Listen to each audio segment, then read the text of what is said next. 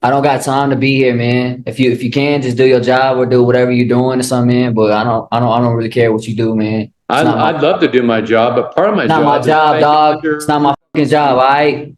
I don't give a fuck what you look like. You know what I'm saying? Your job is gay as fuck. adjourned. We got two absolutely insane courtroom moments for you today. And trust me, you do not want to miss them. First up, we have a defendant who completely loses it, cussing out the judge, throwing a full-blown tantrum, and treating the courtroom like his personal stage. Now, judges have the power to hold people in contempt when they're disrespected, and let's just say this judge does not play games. Do you think the judge's reaction was justified, or did the defendant take things way too far? Drop your thoughts in the comments. Good afternoon. My name is Walt Weaver. I'm the judge of Potter County Court of Law number 1. I'm going to be hearing your case today. I've reviewed your plea papers, Mr. Rico. It appears to me you're ready to waive all your constitutional rights in exchange for a plea bargain agreement. But you do have an absolute constitutional right to appear in my open courtroom and face your accusers. Or you could also choose not to use that right as well and agree to appear by video. Are you agreeing to appear by video? If I can, man, you can just like figure it out in court and I guess. Are you saying you don't want to do this on video? I'm not trying to be in court hearing and doing stuff on here. I just ain't got Mr. time. Rico, it's real simple. I don't got time to be here, man. If you can, just do your job or do whatever you're doing or something, man. But I don't really care what you do, man. I'd love to do my job, but part of my Not job my is job, making dog. sure It's not my fucking job, all right? I don't give a fuck what you look like. You know what I'm saying? Your job is gay. Adjourned. I'm going to hold you in contempt. Hey, bro, I don't give a fuck what you talking about, Remove the man. All right? individual. Don't give a fuck what you talking about, man. Bye. Subu, get a job. You get free go. He's better. Well, do we need to preserve this as evidence now since that's resisting? All right, don't delete the YouTube video. That's unfortunate. Hey, Ethan. Keep them coming, man. I apologize, Your Honor. Oh, it's not your fault. That's part of our part and parcel. Boy, he's so little, and look how much people he's got. Could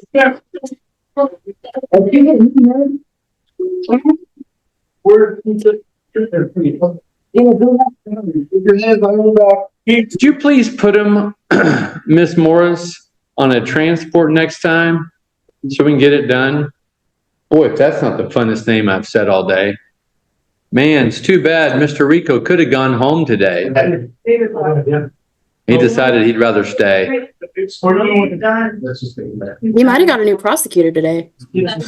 Well, it's all live. You saw him fight the deputy. Technically, he's under arrest in a jail. Do you have to prove that? Yeah, that definitely didn't end well for Mr. Rico. Honestly, what was going through his head before walking into that hearing? Did he seriously think he could curse out the judge and walk away without consequences? Like, was he even thinking at all? I don't know if he's dealing with something mentally or if he's just completely out of touch with reality. But this was never going to go his way. Judges aren't about to let someone walk all over them, especially when they're being straight up disrespected. That was easily one of the wildest courtroom moments I've seen in a long time. Usually, people at least try some sovereign citizen nonsense, but this guy? No strategy, no defense, just pure chaos. And speaking of chaos, this next case takes a completely unexpected turn when the defendant actually confesses to the judge. And trust me, the reaction is priceless. Here before the court today making first appearance, Raymond, on 2 charges. The first is malicious mischief in the 3rd degree. It's a gross misdemeanor subject to 364 days in jail and a $5,000 fine. Second is harassment domestic violence. That's also a gross misdemeanor subject to 364 days in jail and a $5,000 fine.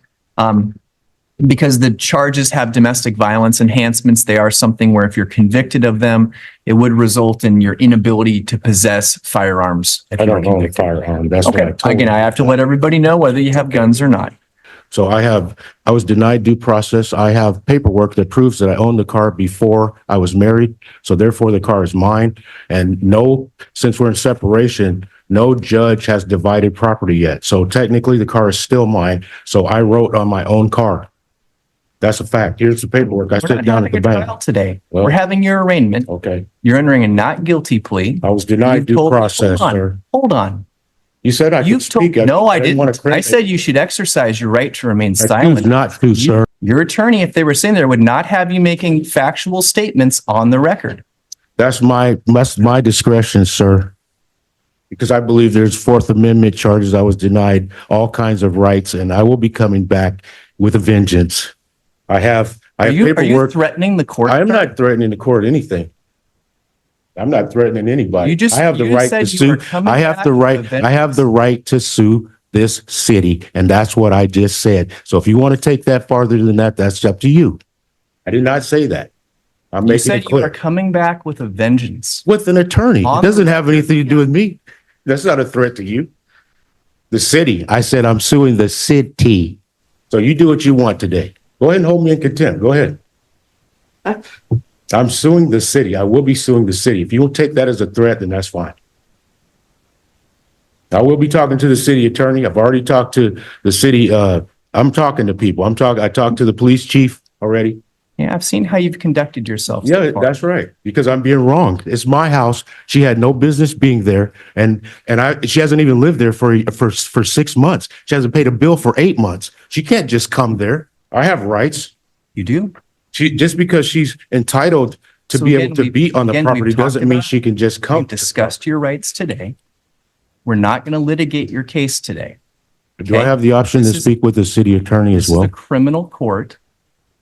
Do I have the option to speak with the city Not once attorney? you say you're going to be hiring an attorney. Do I have the option to speak with the city attorney? I'm not hiring an Not attorney. today. I want to speak with the city attorney. Not today. Okay. When would I be able to do that? That's me, sir, and I will give you my card. Okay. But we do have some release conditions we will be requesting. Okay. Go ahead, Ms. Carmen. Yes, Your Honor. We are requesting a formal no contact order with victim notification. It should have been me filing. Both. She's Please, sir. harassed me. Please, sir, All right, let's be real. Do you buy this guy's story, or is he just another domestic abuser trying to talk his way out of trouble? Because personally, I'm getting serious arrogance from him. He's acting way too confident, like it's actually going to help his case. But spoiler alert, it does not. In fact, he's about to confess to something huge. And the judge's reaction? Absolutely priceless. Seriously, what is going through this guy's head? I ask this a lot, but how do we keep seeing people make the absolute worst decisions in court? If he had any common sense, he'd have hired a lawyer, built a real defense, and handled this the right way. But from the judge's body language alone, you can already tell this guy has no idea how badly he's about to mess up. All right, go ahead. the facts of this case are highly concerning with regard to the threats that were made. These folks are in the midst of a dissolution. Statistically, through peer-reviewed literature, that is one of the highest risk times for partners who are splitting for domestic Well, what about the violence. time I got punched in the chest 5 times? Nobody did anything about that, and I reported it to the officer. Upon arrest, I told him 2.5 months ago, I've been punched in the chest. I will take a lie detector test for that and pay for it. And I received The nothing. city attorney's making her release recommendation. You need to let her finish. I was denied due process. You guys didn't take my complaint. So you didn't even take my complaint. And then you don't want me to call it racism. You didn't even take my complaint. The only thing we are doing today, sir, is you have entered a not Well, there guilty should be plea. equal treatment under the law, and I have not We're received not it. litigating your case today. I've already told you that. You've seen every other person come up here. I've entered not guilty pleas. I've set Well, I release want to put this in the record is, can I give this to the attorney so she can follow up on this? This is my proof that the car is mine. I don't go to her. I am at my house. She came to me. I never go to her. So why is the order Please- against me when I don't please even deal with her? Please let the city attorney finish her recommendation.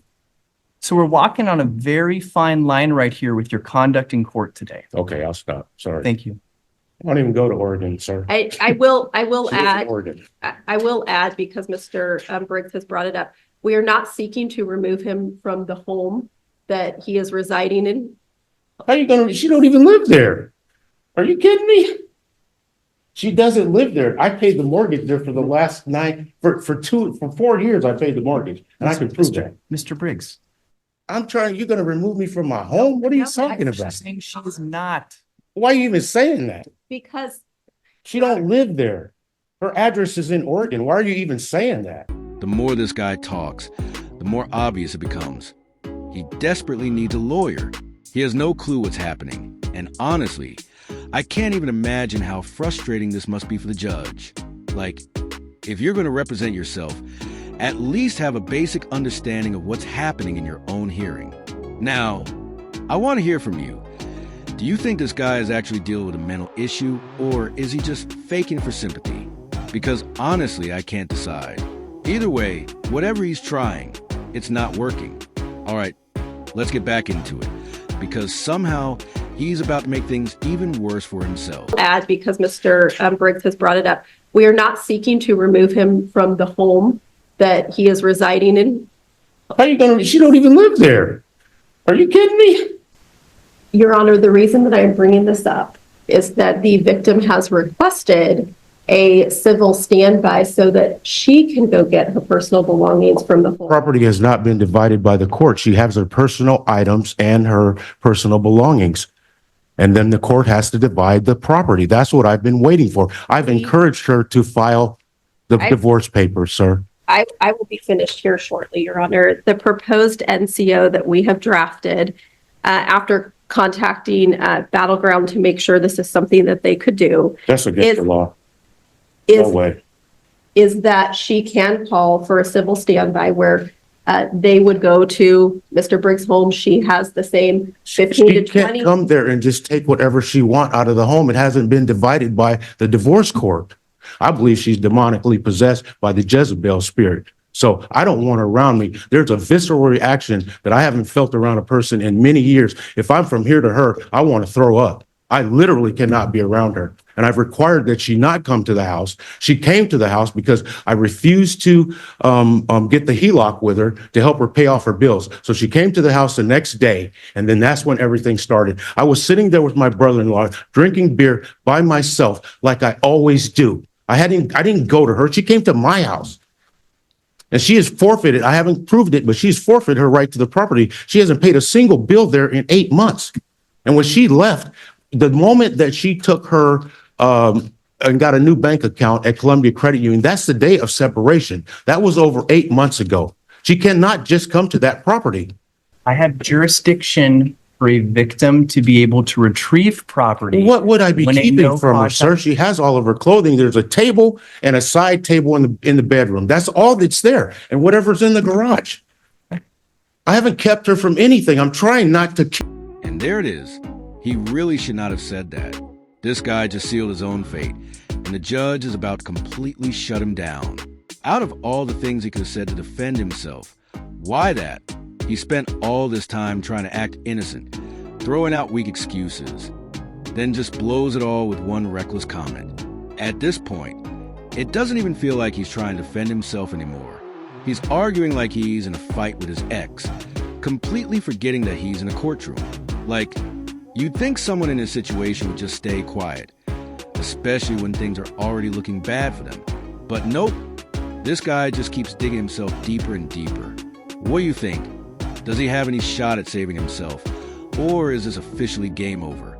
Drop your thoughts in the comments, and let's keep watching. She's come to me. Okay, so, Your Honor. Okay. That's not, I now would- hold I would on. actually ask he be held on $10,000 bail. Listen, sir, listen. You can't. I'm not saying it like that. I'm saying that I've tried to keep her away because of violence. I don't Very want. much keeping with statements. that Oh were my made God. at Do you the- understand? Does anybody Yeah, understand? take I him into didn't custody. never touch her. Officers, take him into custody. I never touched her. I didn't want to harm her. That's what I've been doing the whole time. Man, I'm getting crunk down here and it's gonna be on. This is prejudice and Okay, I'd like- racist as hell. I'd like no bail. You're racist. Well, I have he not just done threatened- anything to her. He just threatened to get crunk on the court. So what? What is that? So you're taking away my freedom of speech? I can't express myself now? Can't I threaten. haven't committed any crime. I haven't touched anybody. All right. So I don't want her at the house. That's what I've tried to avoid. at this stage, we're going to set Mr. Ain't never, because she punched me in the chest. I'm prosecuting her, so you take that. I want to see somebody about that right now. Set Mr. Briggs. And I'm pressing charges on her. Out 1 week. She punched me 5 times, and I will take a lie detector and pay for it. Can I speak to somebody and press charges on her? 12th of December, 2024. You know what I'm saying? At Hey, you know what? 8:30 a.m. My shoulder, I'm in, we're on. The release conditions in place are to violate no laws, appear at all mandatory court dates, notify the court of any change of address or phone number. I'm signing off on a standalone no contact order. So I said I didn't want to kill her, and I've never threatened to kill her. I'm just expressing to you that I don't want any bodily harm towards her, and you're arresting me for that. And it's a freedom of speech. I didn't touch her. I've never put a hand on her. She punched me. Can I press charges? Can I see someone to press charges on her right now? Your Honor? Your Honor? This is your arraignment today, sir, on criminal charges. You've made a number of threats on a recorded I record. didn't make any threats to anybody. Well, we'll listen How is back. that a threat? Freedom of speech. I didn't threaten anybody. I didn't say I want to kill her. I said I don't want to. Sure. Well, we'll listen to what they say on the record. You're being recorded. I told you to remain silent.